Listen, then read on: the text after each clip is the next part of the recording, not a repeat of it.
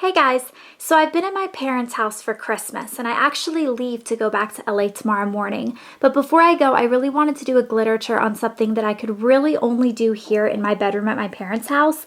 And that is a Glitterature on my favorite books from my childhood. So I'm actually just going to go through my bookcase in my room here and pull out the books that I feel like I particularly loved when I was growing up.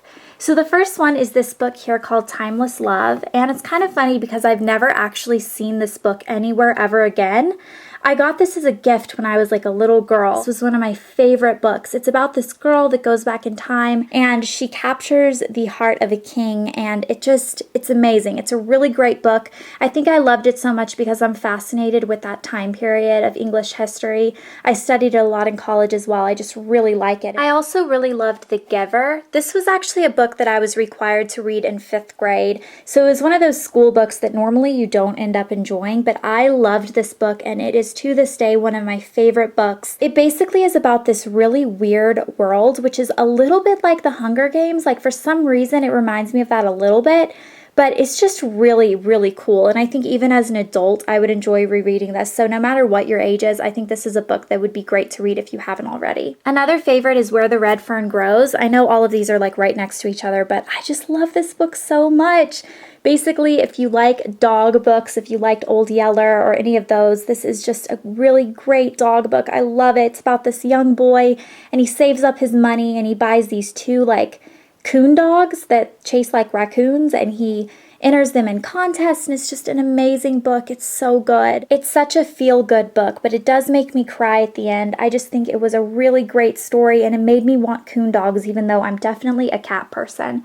My cat is over there watching me film on a chair.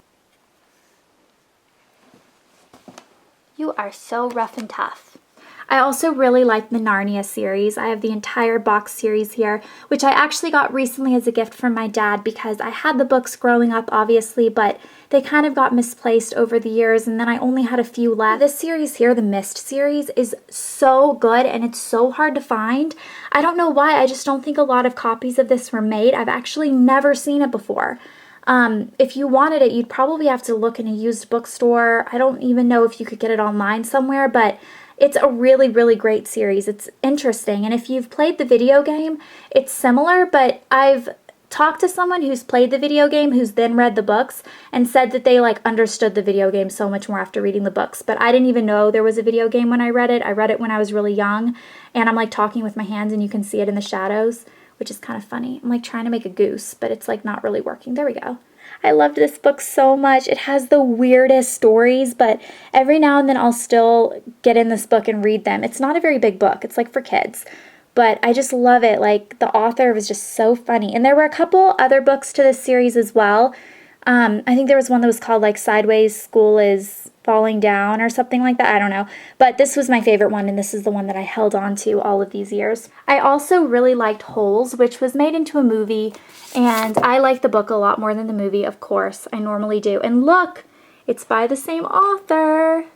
I just caught that for the first time in my life. That's so weird.